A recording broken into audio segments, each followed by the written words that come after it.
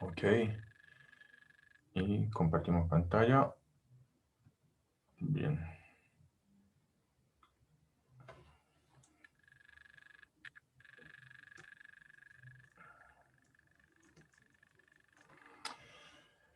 Bueno, entonces, hoy día voy a hacer un ejemplo de equilibrio fase con la ley de Raoul y voy a empezar con gases reales. Entonces, volviendo un poquito para atrás, en equilibrio de fase lo vimos, bueno, hay una clase pregrabada del paro y en la clase pasada también lo recapitulé. Tenemos entonces la regla de fase de Gibbs, que nos dice cuántas variables intensivas yo puedo especificar cuando hay equilibrio entre K especies y P fases. Si además hay reacciones químicas entre las K especies, entonces se disminuye el número de variables intensivas independientes, corrigiéndolo por el número de reacciones químicas que hay. Entonces, típicamente tomamos K igual a 1, que sería, por ejemplo, agua. Entonces, claro, si tenemos agua con una sola fase, se pueden especificar 3 menos 1, 2 variables de intensidad. Y eso ya lo sabíamos de la ecuación de Gibbs-Duhem, que relaciona mu, P y T. Entonces, cuando P es 2, dos fases, el equilibrio entre dos fases, ya ahí cuando K igual a 1, solamente una sola especie, entonces nos da 3 menos 2, una sola variable de intensidad que se puede especificar independiente y libremente. Y las otras derivan de esa. ¿Okay? Y si tengo 3 fases que coexisten, entonces no puedo especificar nada. Y eso entonces se ilustra en el caso del agua, con este diagrama presión-temperatura, que diagrama de fase, en que vemos entonces esta región amarilla sería el vapor, que corresponde entonces a la región donde la función de Gibbs, que es el potencial termodinámico a temperatura y presión constante, se hace mínima. Entonces, la función de Gibbs se hace mínimo en esta región para el potencial químico de vapor. En esta región, el potencial químico de vapor es inferior al del agua y del hielo, por eso todo se condensa pasa a la fase vapor. En cambio, en esta otra región en celeste, acá hay una otra circunstancia, el potencial químico mínimo en esta región de temperatura y presión es el del agua. Y es por eso entonces que para minimizar la función de Gibbs, todas las partículas pasan a la fase agua. Y bueno, igual en esta región blanca acá para el hielo, que también entonces se puede decir lo mismo, que el potencial químico del hielo es inferior al del agua y el vapor en esta región, y por eso tenemos todo en forma de hielo. ¿Ok? Entonces acá hay que notar dos puntos notables. Primero, el punto triple del agua, que es la coexistencia de las tres fases, donde no se puede especificar nada libremente. Solamente existe ese punto en un solo valor de temperatura y presión. Otro punto notable es el punto crítico, en el cual vamos a desarrollar un poco más usando gases reales. Entonces, la existencia de este punto crítico nos hace ver que la diferencia de fase que hay entre vapor y agua no es tan radical como la que hay entre hielo y agua. Hay una diferencia de fase cuando yo voy en un proceso cuasi estático que cruza esta línea, ahí sí tengo una diferencia de fase, pero yo puedo hacer otro proceso cuasi estático subiendo la temperatura y luego bajándola o sea, puedo darme la vuelta de este punto crítico en un proceso en el cual no hay transición de fase. En cambio, para la diferencia entre hielo y agua, hielo y vapor, eso sí, siempre hay un cambio de transición. Okay. Entonces, vimos la ecuación de Clausius-Clapeyron que nos permite justamente escribir la forma de estas curvas. Okay. Entonces, acá vamos a ver cómo escribir una expresión para esta curva. Y estas son las dos mismas expresiones para hielo, vapor y agua, vapor. Entonces, eso lo sacamos con la ecuación de Clausius-Clapeyron. Entonces, escribimos la ecuación de Gibbs-Duhem para la fase líquida y vapor. Y en coexistencia de fases, ambos potenciales químicos deben ser iguales.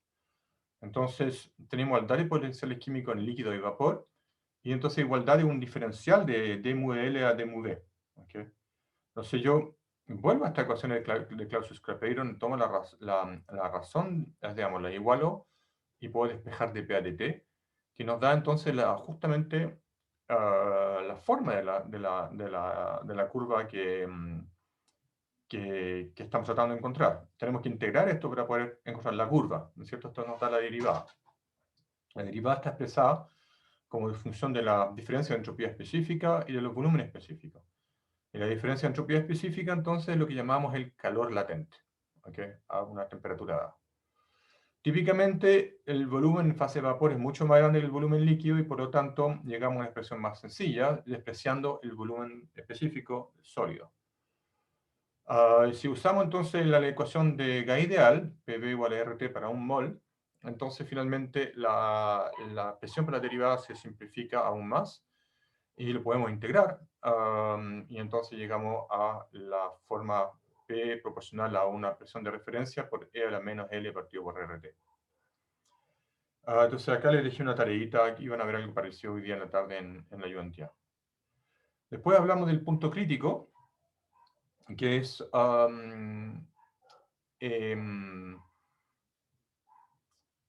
justamente el punto crítico, entonces, es ese punto más arriba del cual no hay diferencia de fase. Y significa entonces que yo puedo tomar un vapor de agua, por ejemplo, muy caliente, más caliente que la temperatura crítica del agua, que sería 614 Kelvin o 300 y tanto grados Celsius. Y bueno, entonces yo voy comprimiendo este vapor de agua, y si tengo una temperatura superior a la temperatura del punto crítico, entonces nunca se va a pasar por fase líquida y simplemente va a llegar a fase líquida, o sea, me refiero, nunca va a pasar por la transición de fase, sino que va básicamente pasar continuamente de un estado a otro. Es la misma fase en realidad, no hay diferencia. Si la temperatura es muy alta, entonces se puede aproximar la ecuación de estado de este vapor supercaliente con la ecuación de gas ideal.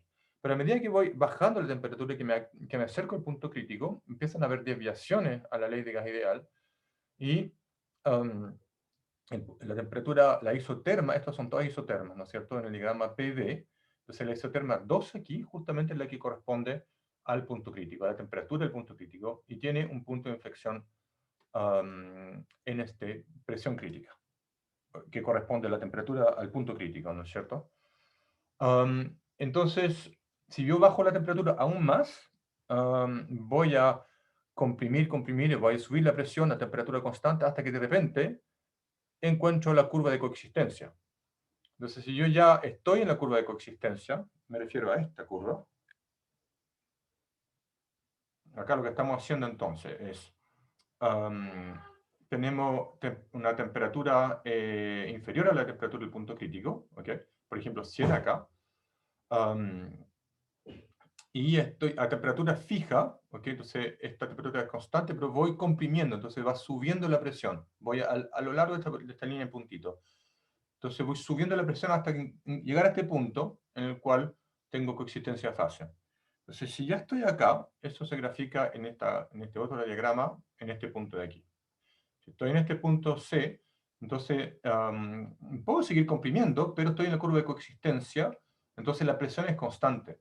Porque si estoy en coexistencia de fase y yo ya especifico la temperatura, no tengo la libertad de cambiar P, porque estoy en la curva de coexistencia. ¿Okay? Es importante entender de que afuera de esta región, antes de llegar al punto de coexistencia de fase, tenemos entonces una isoterma en que cambia la temperatura a medida, o sea, la presión a medida que voy comprimiendo, a pesar de que la temperatura sea constante. Pero una vez que llego a la coexistencia de fase en este punto, ya la presión es constante si la temperatura es constante. Entonces esta curva es una isóbara, por eso es horizontal. Y con presión constante, isobárica. Hasta que todo esté condensado en líquido, y entonces ahí se hace muy difícil comprimir el líquido puro, o sea, ya que todo se condensó en líquido, es muy difícil comprimir y la pendiente de esta curva se hace muy empinada al salir en fase líquida. Ok, entonces esto de acá sería para el punto crítico. Entonces, en la clase pasada desarrollé la presión, Sí, creo que fue la clase pasada, quizás lo grabé, no me acuerdo bien. Y vi el tema de la presión osmótica, que es un ejemplo muy bonito que explica entonces cómo los árboles pueden bombear agua desde sus raíces hasta la hoja más arriba, que es una tremenda columna de salvia dentro del árbol, y eso lo logra gracias a justamente la diferencia de presión creada por la presión osmótica. Los invito a ver esa clase en la grabación. Y ahora lo que quiero hacer hoy es hacer un ejemplo de equilibrio de fase usando la ley de Raoul. Entonces, la ley de Raoul, lo que queremos hacer acá es calcular cuánto cambia el punto de ebullición, si yo le pongo sal al agua, cuesta un poquito más hervirla. Es decir, de que va a cambiar el punto de ebullición del agua si acaso yo le agrego un poco sal. Entonces acá queremos calcular cuál es el cambio en el punto de ebullición de agua cuando yo le agrego un poco de sal. ¿Okay?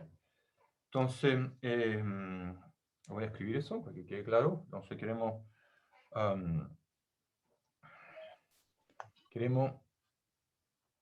queremos calcular la presión de vapor de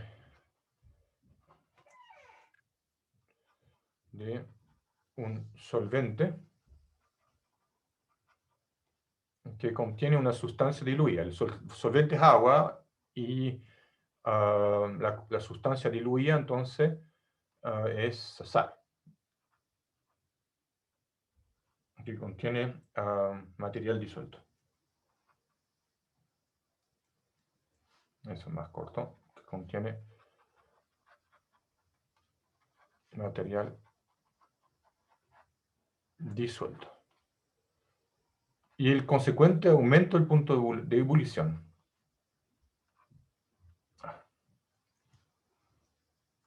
Y el consecuente aumento del punto de ebullición.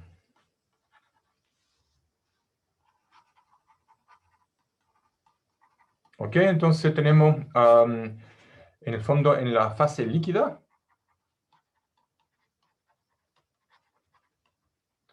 tenemos dos materiales. Entonces tenemos n partículas de solventes más n partículas de material.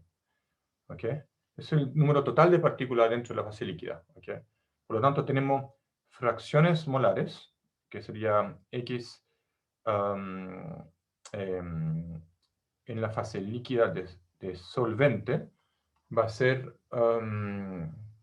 el X, perdón, eso va a ser entonces el número de partículas de solvente partido por el número de partículas en total. Y la fracción molar en el líquido del material disuelto es 1 menos la fracción molar líquida del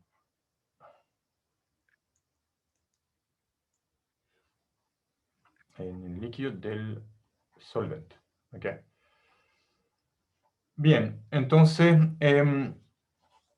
acá lo que tenemos es coexistencia de fase. ¿Okay? Entonces la coexistencia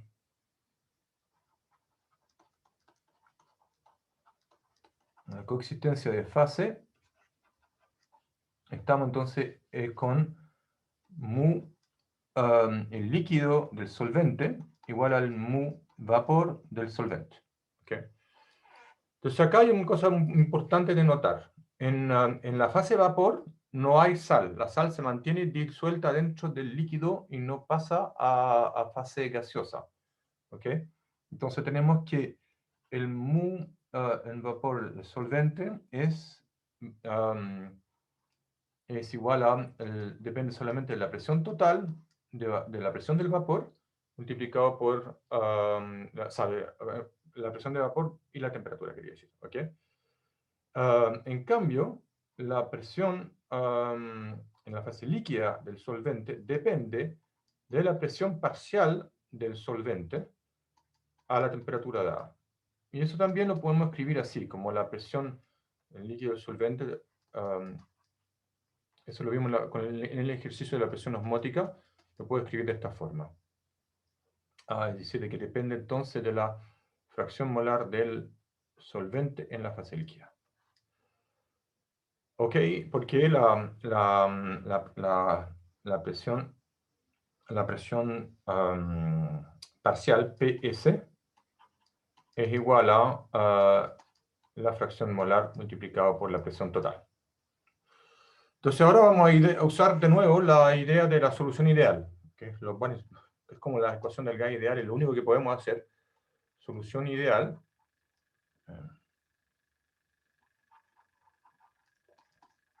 significa entonces de que el potencial químico del solvente a una presión dada y a una fracción molar dada es el potencial líquido del solvente, el potencial químico en fase líquida del solvente puro a la presión total, corregido por Kt por el logaritmo de XLS. ¿Ok? Entonces, tenemos que igualdad de fase, entonces la podemos escribir, o sea, la igualdad de potenciales químicos, la podemos escribir como la igualdad, bueno, ya lo tengo escrito arriba, pero lo voy a escribir acá de nuevo. Entonces, mu líquido solvente por la PT a la presión total, más Kt logaritmo de XLS, igual a mu del solvente en el vapor a la presión y temperatura dada. Ok, entonces lo que queremos hacer acá es encontrar la variación de vapor, de la presión de vapor cuando le agrego, o sea, al agregarle cuando la fracción molar del solvente no es 1, cuando le agrego un XM. ¿Okay? Entonces, queremos encontrar cuánto cambia en función cuánto cambia P en función de XM. Y para eso entonces vamos a tratar de encontrar primero la variación de la presión de vapor en función de XL a temperatura constante. Entonces voy a escribir eso. Entonces buscamos la variación de P en función a la correlación cuando cambiamos XLM, cuando le pongo un material disuelto, a temperatura constante. Primero busquemos eso. Si mantengo constante la temperatura, ¿en cuánto va a cambiar la presión de vapor, es decir, la presión de coexistencia líquido-vapor, cuando le pongo sal? Es decir, cuando esta concentración de material disuelto es más grande que 0, que no es 0. ¿Okay? Entonces, acá en esta ecuación vemos algo interesante. Acá tenemos la fracción molar del solvente. ¿Okay? Entonces yo podría despejar acá la fracción molar del solvente si acaso puedo encontrar una expresión acá para la derivada parcial de XL, la derivada parcial de esta fracción molar en función de la presión. Entonces vamos a derivar esto de acá en función de la presión. Entonces la idea es, entonces pongo, derivemos, vamos a ver si funciona, derivemos con d a dp a temperatura constante. Ok, entonces vamos a tener d mu vapor del solvente a presión constante con, perdón, relativo a la presión, la temperatura constante, va a ser entonces d mu Ls a dp a temperatura constante más la derivada de kt logaritmo de xl. Estamos a temperatura constante, entonces esto no cambia. Y tengo la derivada del logaritmo, que va a ser 1 partido por la fracción molar del solvente por dxls adp a temperatura constante. ¿Ok? Entonces, se fijan, acá tenemos, gracias a este truco, derivamos esta ecuación que nos da el equilibrio químico entre la fase líquida y la fase vapor. El truco acá, que parece el brujo, es derivar esa ecuación de equilibrio usando esta derivada. ¿Y por qué me sirve esto? Porque fíjense que acá aparece entonces esta cantidad de acá, que nos da justamente lo que estamos buscando. Estamos buscando cuál es la variación de P cuando cambio XL. ¿Okay? Entonces, cuando cambio las concentraciones de las fracciones molares, va a cambiar el punto de ebullición correspondiente. Y entonces acá lo vamos a poder despejar. ¿Okay? Por favor, me interrumpen si acaso tienen dudas. Este es un problema difícil, pero una buena manera de ver ese caso se manejan bien con equilibrio químico y equilibrio fase. Entonces, si aprovechando que están en línea, si hay algo que quisieran que explique de nuevo, por favor me dicen. Ok, llevamos, acá lo que hicimos entonces es el equilibrio químico. Esta ecuación entonces es importante aquí, esta ecuación nos describe entonces el equilibrio químico entre la fase líquida y la fase vapor. ¿Okay? Entonces, como no he tenido preguntas, voy a seguir, voy a suponer entonces que estamos bien. Así que vamos a derivar esa ecuación de equilibrio químico y llegamos a esta otra ecuación maestra. ¿Ya? ¿Qué hacemos con esto? Bueno, acá recordamos la ecuación de Gibbs-Duhem. ¿Okay? ¿Se acuerdan la ecuación de Gibbs-Duhem? Una relación muy importante. Voy a escribir acá. Entonces,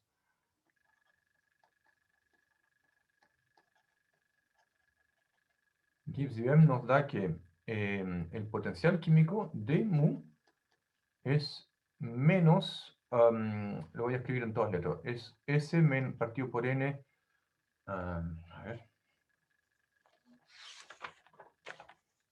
es S partido por N dt más V partido por N dp. Ok, esa es la ecuación de Gibbs-Duhem, y entonces acá lo que hacemos es llamar esto de aquí la entropía específica, voy a ponerle un S chiquitito así, y esto de acá es el volumen específico. ¿Ok? La entropía por partícula o por número de mol, el volumen por partícula.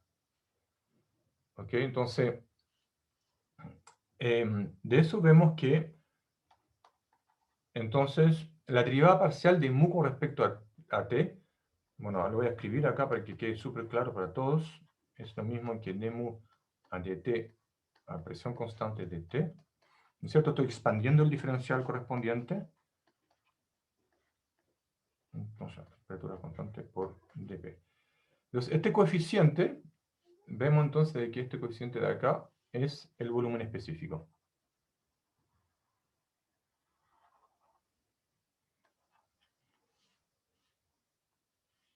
¿Ok? Entonces, en esta ecuación maestra de arriba, puedo escribir, ¿ok? Esto de acá sería, llamémosle alfa. Entonces, alfa nos da entonces que d mu de P del solvente va a ser entonces el volumen específico del solvente en la fase vapor.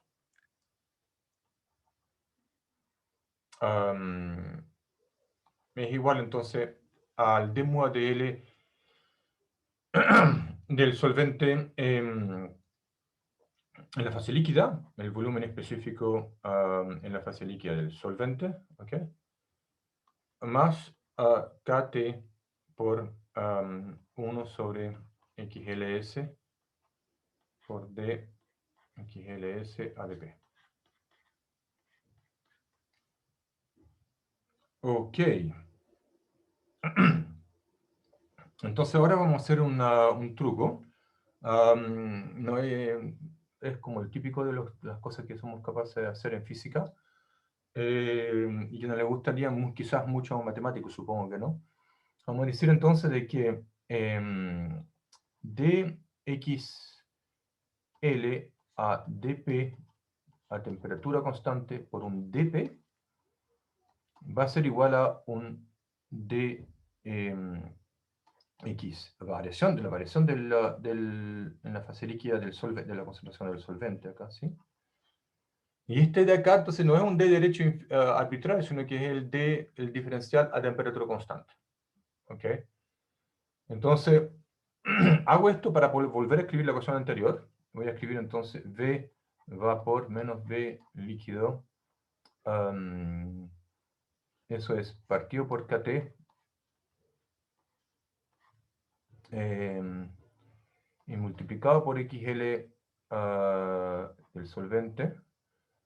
Va a ser entonces el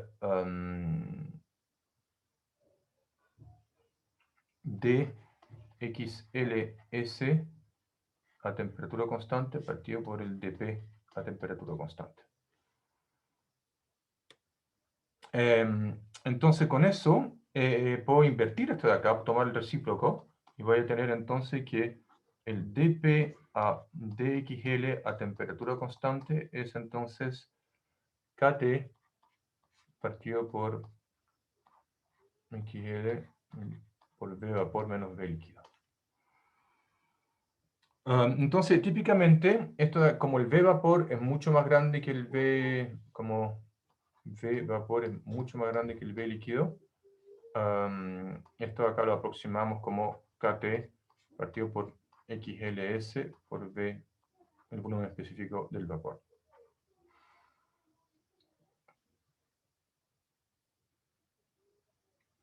Ok, entonces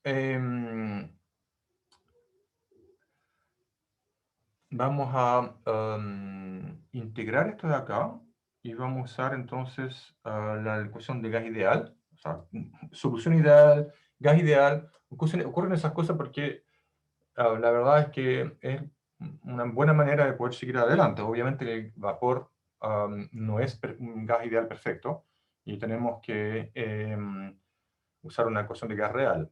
Pero esto nos va a permitir tener una idea. Después podemos confrontar este modelo con el experimento y ver que también anda, ¿cierto? Entonces usamos la ecuación de gas ideal. Entonces, esto es...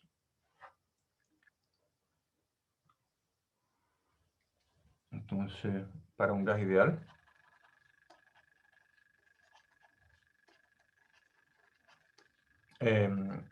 P es entonces PV es igual a NKT, ¿ok?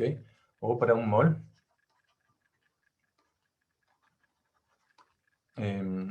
PV igual a NRT también, ¿ok? El punto acá es que entonces vamos a usar la expresión para n igual a 1, número de partículas igual a 1, para L igual a 1, entonces la presión es KT partido por V. Perdón, y esto de acá entonces sería el volumen específico. El volumen que ocupa una partícula. Y entonces, comparando con la ecuación anterior, tengo que al final el dP partido por dxL a temperatura constante es aproximado a KT partido por XL por este V vapor. Entonces yo lo reemplazo acá, tengo KT multiplicado por P. ¿Ok? Y eso es P partido por XL. Entonces está simplificándose muchísimo, porque ahora puedo escribir dP partido por P es igual a dxL partido por XL. Y esto ambos a temperatura constante. Entonces tenemos que el logaritmo de P es lo mismo que integrando esto acá, el logaritmo de P0 sería el logaritmo de XL solvente partido por el XL solvente de, llamémosle referencia, más que 0. Voy a cambiar esto de acá arriba. Vamos a poner acá el valor de referencia. Ok, integré la ecuación anterior. Y vamos a tomar como referencia cuando el solvente es puro. ¿Ok? Y acá entonces tenemos que el P referencia sería un P0. Eso. Entonces tenemos finalmente que la presión es igual a la presión de vapor de referencia multiplicado por XLS. ¿Ok? Entonces, esto lo podemos relacionar con la cantidad de material disuelto también, ¿no es cierto? Porque las fracciones molares deben sumar 1. Ok, entonces con eso tenemos que la diferencia es de presión de vapor. Entonces, la diferencia de presión de vapor para una temperatura dada,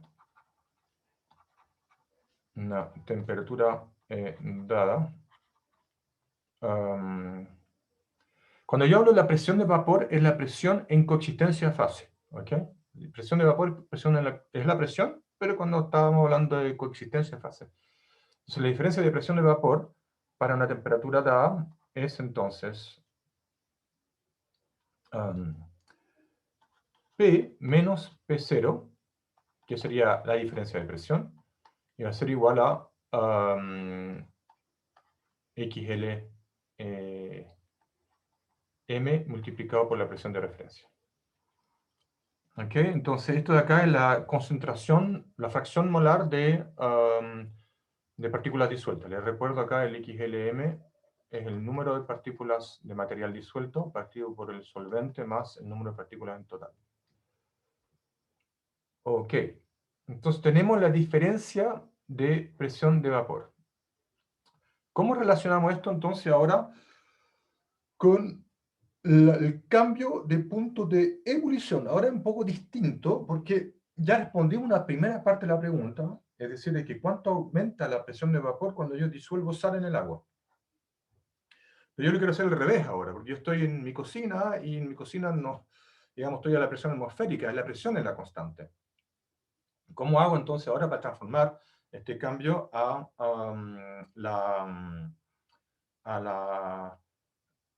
correspondiente aumento en el punto de ebullición? ¿Okay? Entonces, para poder conectarlo, vamos a dibujar lo que queremos hacer en realidad. Entonces, vamos a dibujar acá, en este diagrama de fase, en que tengo, si acaso puedo cambiar. No.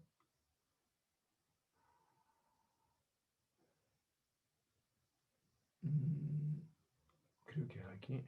No.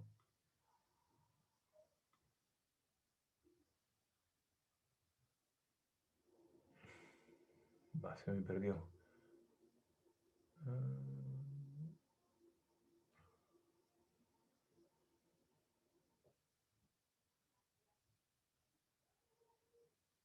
No lo encuentro.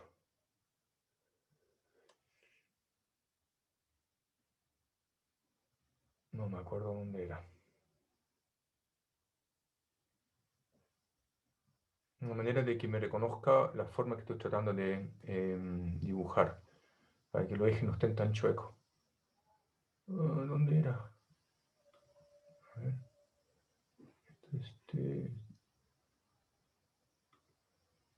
Ahí está.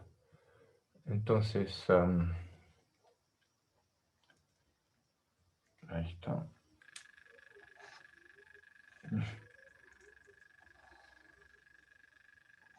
Esto. Ahí sí. Ok, entonces tenemos una una curva de coexistencia pura. Entonces, esto de acá, esto es el diagrama presión-temperatura. Y esto de acá, entonces, es el solvente puro.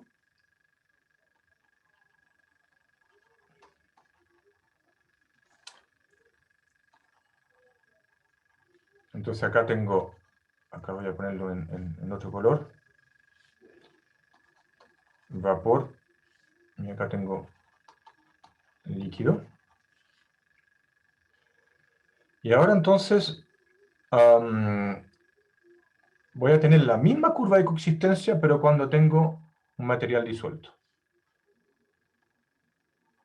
Entonces, con material disuelto.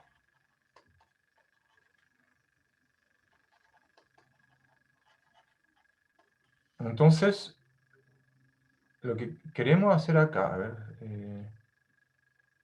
este de acá. Entonces tenemos acá una línea de a presión constante, sería la presión atmosférica. ¿Okay? Y entonces tenemos que estas dos curvas tienen la misma forma y deben tener la misma forma funcional, quiero decir, pero no tienen el mismo valor. ¿Okay? Y queremos entonces calcular el correspondiente aumento de este es el punto, el aumento del punto de ebullición, eso es lo que queremos calcular. ¿Okay?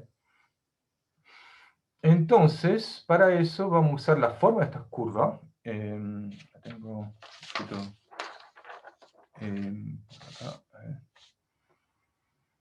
Ok, entonces tenemos que la presión PT puro tiene que ser lo mismo que la presión con a una temperatura corrida, pero cuando tengo material disuelto. Si la presión de vapor debe ser la misma puro que con el material disuelto, pero con este correspondiente corrimiento de temperatura. ¿Okay? Y la forma funcional que tenemos es para la presión, es entonces con la ecuación de Clausius-Clapeyron, P de T igual a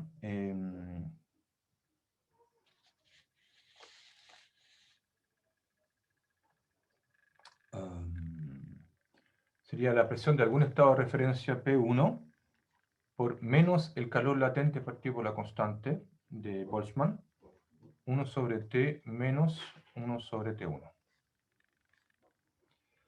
Ok, esa es la expresión para la curva justamente de coexistencia de fase. Y entonces P de T más delta T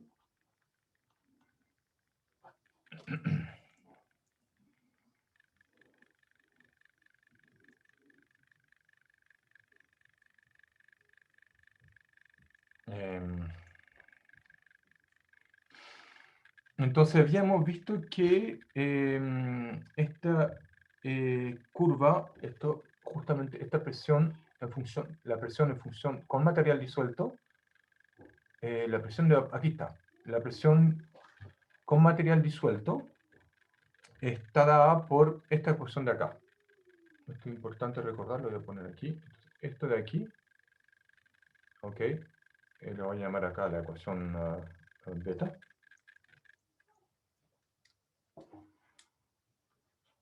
Ok, entonces beta nos dice que la presión con material disuelto es lo mismo que sin, pero multiplicando por XLS. Ok, entonces esa misma ecuación beta nos dice que la presión con material disuelto es igual a la presión de referencia. A ver, voy a cambiar esto de acá. Así. Para destacar que depende igual de la temperatura. Con material disuelto, entonces lo mismo que el P puro multiplicado por la concentración del solvente en la fase líquida. Eso lo quiero corregir. Acá. Voy a poner así. Okay. En la fase líquida. del solvente. Ok, entonces eso viene de acá. La presión del punto de la presión de vapor, cuando mezclo sal, va a disminuir con respecto a la presión pura, en un factor que es justamente la fracción molar del solvente. Esto es cercano a 1, ¿no es cierto? Esto de acá es casi 1 si es que la concentración de solvente es poquita. ¿Okay? Entonces eso es lo que tengo reescrito acá, pero en función de la temperatura. Y sigo entonces. Entonces, esta es la forma general para la presión. Eso es lo que tenemos del lado izquierdo, vamos a escribirlo al tiro, pero al lado derecho entonces tenemos la presión de vapor a t más delta t por xm. Y esa presión de vapor con material disuelto, entonces lo puedo volver a escribir usando esta fórmula de acá. ¿Okay? Entonces, pero obviamente la temperatura correspondiente, que es t más delta t. ¿Okay? Entonces, vamos a escribir P1. A mí me faltó una exponencial acá. Esto está mal escrito.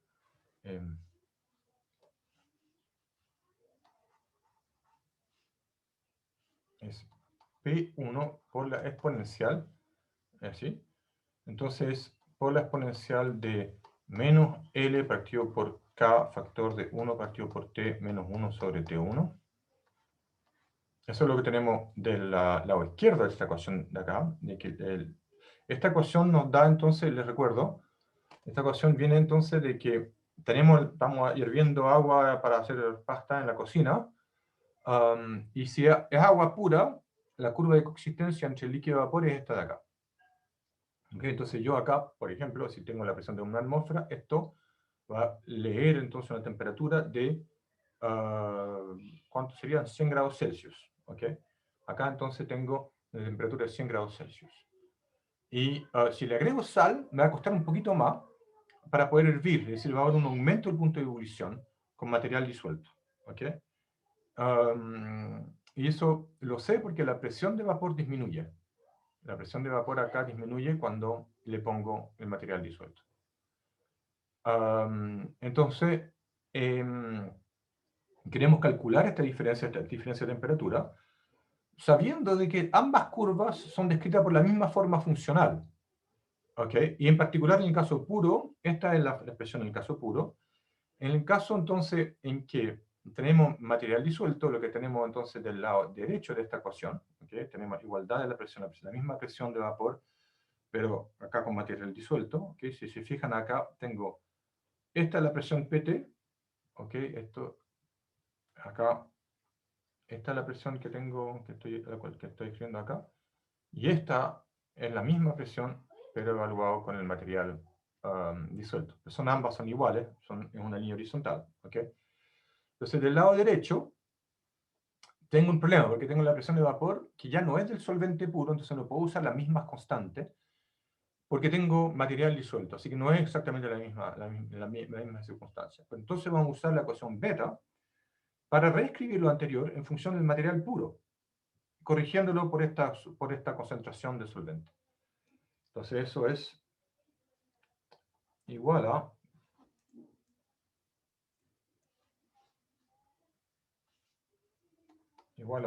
P1 por la exponencial de menos L partido por K, factor de 1 sobre T más delta T,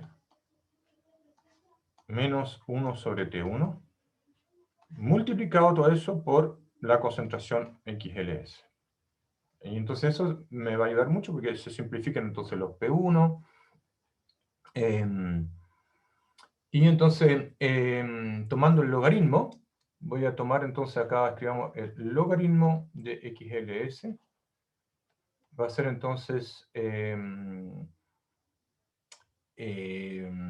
menos L partido por K, factor de 1 sobre T menos 1 sobre T1, que sería el argumento de la primera exponencial, más L partido por K.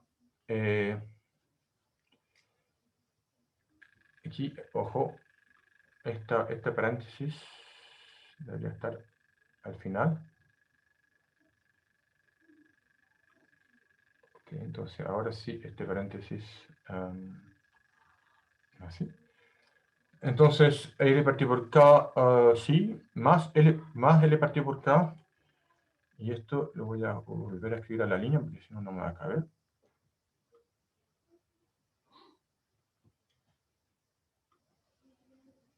Ok, ups.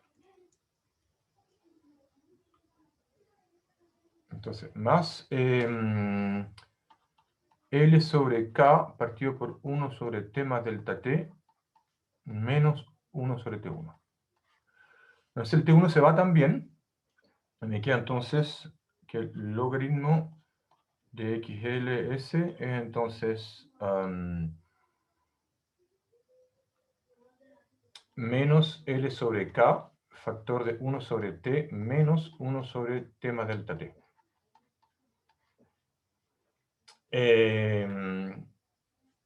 Entonces acá voy a expandir en Taylor esto de acá, el 1 partido por T menos delta T, creo que eso es lo que... sí. Entonces eso es logaritmo de XLS. Esta expansión en Taylor, a ver si me ayudan a hacerla. Yo no me acuerdo cómo derivamos acá. A ver, voy a escribirlo aquí sin ver la solución, a ver si me acuerdo. Esto es 1 partido por t, más la derivada de 1 partido por t es menos 1 partido por t cuadrado por el epsilon, que es el delta t. ¿Está bien ahí mi desarrollo en Taylor? A ver si alguien me puede ayudar a confirmar por ahí, yo creo que sí. Me dicen si acaso me equivoqué. Voy a seguir adelante. Es importante que sepan hacer desarrollos en Taylor. Entonces, esto es aprox menos L sobre K factor de menos 1 partido por T, perdón, este T, me podrían corregir, no es un T2, es un T al cuadrado. Tienen que corregirme, si no, acarreo los errores. Entonces, menos 1 partido por T cuadrado por el delta T. A ver, ¿estoy en lo correcto?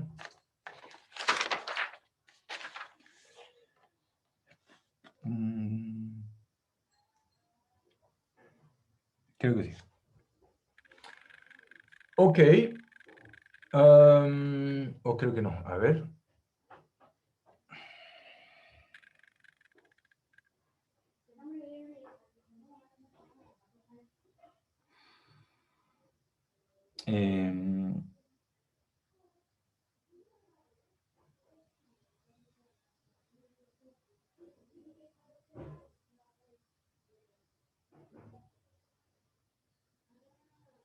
Creo que tengo un error de signo en alguna parte aquí. A ver, debiera haber un... Este es un menos.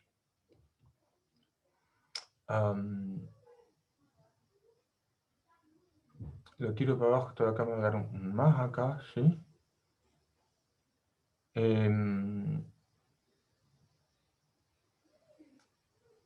Entonces, en general, este de acá, como esto va a ser un delta t positivo, esta cantidad es más grande que esta otra, entonces sí, tengo un error de signo.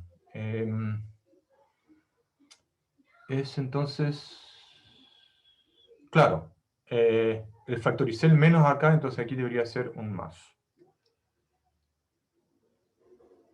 Bueno, esto es correcto, pero esto es correcto, pero al factorizar aquí entonces me da menos 1 partido por t se cancela, y este menos me va a dar un menos acá también, me va a dar finalmente un más. Y por otro lado, entonces tenemos que el logaritmo de XLS es 1 menos X L material disuelto, que entonces igual a menos L partido por KT cuadrado delta T, en que ese L es justamente el calor latente, ¿no es cierto? Y esto de acá igual lo expandimos en Taylor, y eso es aproximado a 1 perdón, aproximado XLM justamente. O sea, al final tenemos que XL material disuelto se relaciona con un signo menos, con el factor de que está acá. L partido por KT cuadrado delta T. Y finalmente entonces podemos sacar el aumento del punto de ebullición, que es delta T, que es KT cuadrado partido por XLM, multiplicado por, dividido por el calor. Sí, delta T es... No, al revés. Delta T entonces es XL y es proporcional a la cantidad de material disuelto. Ok, eso entonces sería la ley de Raoult, que es el aumento del punto de ebullición cuando yo le agrego una cierta fracción molar de sal adentro de agua. Me demoré un poco en hacer este ejemplo, pero pensé que era una buena idea hacer un ejercicio en un ejemplo de una aplicación en la cátedra, porque no hemos hecho mucho en cátedra y es importante hacer unos cuantos. Entonces, en lo que queda de la clase voy a introducir entonces el tema de los gases reales con la introducción a la ecuación de Van der Waals. Entonces, acá la idea es que es la siguiente. Tenemos un gas ideal, un gas que no interactúa solamente interactúa con la pared del recipiente. Entonces, solo interactúa con las paredes. Es decir, acá tenemos, sería el recipiente del gas ideal.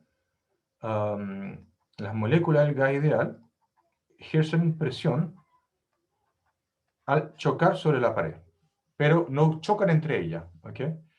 Y obviamente eso es una idealización, porque en la práctica, en realidad, lo que tenemos es un recipiente que contiene el gas, pero las partículas tienen un cierto volumen. ¿Ok? Y ellas pueden chocar entre ellas también,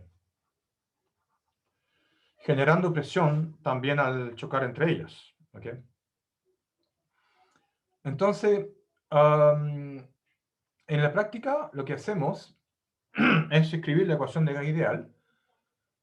Hay otro punto más. Entonces, primero hay choques entre las partículas, que hace que lo más importante acá en realidad, desde el punto de vista de la pared, de la presión que se ejerce en la pared, no es tan importante que ejerzan presión en unas contra otras, las moléculas, sino que lo que queremos saber es la presión neta en la pared. Y lo que sí importa que tengan volumen finito es que el volumen total no es todo el que está disponible, sino que es solamente el que dejan las partículas. Entonces, hay que corregir por el volumen que ocupan las partículas. Y por otro lado, hay otro punto, hay otro efecto bien interesante. Las moléculas interactúan entre ellas, tienen una interacción de largo alcance. Hay una interacción entre las moléculas, porque estas moléculas tienen dipolos eléctricos. Pueden ser neutras, pueden ser moléculas neutras, pero van a tener un dipolo eléctrico, una diferencia entre el centro de gravedad o el baricentro de las cargas positivas y las cargas negativas, que va a generar un dipolo eléctrico que genera entonces un potencial dipolar eléctrico, y ese potencial dipolar eléctrico a su vez en las otras moléculas corre un poquito las partículas, induciendo un dipolar eléctrico. Entonces el efecto neto es que hay dipolos eléctricos de las fuerzas dipolares eléctricas de una molécula inducen un dipolo eléctrico que se acopla con el campo eléctrico de una molécula. O sea, para resumir, una molécula va a generar un campo dipolar eléctrico que induce campos dipolares eléctricos en las vecinas. Y el efecto es recíproco, en verdad. ¿Ok? Entonces, el efecto neto es que existe un potencial de interacción cuanto corto que va como 1 partido por R a la 6. Más una fuerza de interacción, fuerzas de llamada Van der Waals, que son estas fuerzas inducidas por los potentiales eléctricos, que son proporcionales a 1 partido por R a la 6. O sea, realmente decae mucho más rápido que el típico fuerza en 1 partido por R cuadrado. Pero hay un potencial de interacción que resulta así. Entonces, ¿cómo es el potencial de interacción? El potencial de interacción es algo de esta forma. Entre dos moléculas. Entonces, es una fuerza atractiva, en general. ¿Dónde estoy? Acá. Ok, entonces, el potencial de interacción es una...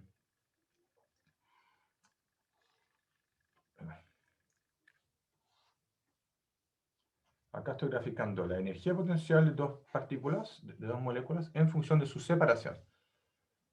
Me salió mal, voy a repetirlo. La energía potencial en función de su separación. Es atractivo, entonces a grande R vamos a tener una curva que se parece a algo así. R a la menos 6. Pero ¿qué pasa cuando acercamos las dos moléculas? Las dos moléculas, cuando se las acercamos mucho, se van a repeler. Se repelen porque no se pueden superponer las nubes electrónicas debido al principio de exclusión de Pauli.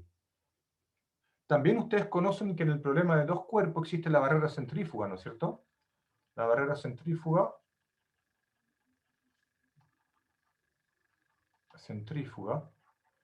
es proporcional al momento angular partido por R cuadrado. El problema de los cuerpos, ¿no es cierto?, que cuando vamos acercando dos, cuando disminuimos la distancia relativa de las dos partículas, la barrera centrífuga, cuando tiene un momento angular finito, hace que esta barrera sea repulsiva. Entonces, al final tenemos un potencial repulsivo que va a llegar entonces a algún mínimo, que más o menos cuando empiezan a superponerse en esta región de acá, se superponen las nubes electrónicas. Superposición de las nubes electrónicas. Entonces, acá hay dos fenómenos. Primero, la barrera potencial que está dada por el momento angular de ese par de partículas, que puede cambiar, porque podríamos tener un momento angular cero, si acaso hay una colisión frontal entre las dos moléculas. Una colisión frontal, momento angular cero, llegan a chocar de frentón y a superponer sus nubes electrónicas. ¿Okay? O sea, acá el límite duro es el principio de exclusión de Pauli. Pero hay también una componente debido a la conservación del momento angular. ¿Okay? Entonces, vemos que estas fuerzas de Van der Waals tienen esta forma. Este potencial de acá se llama el potencial de Lennard-Jones.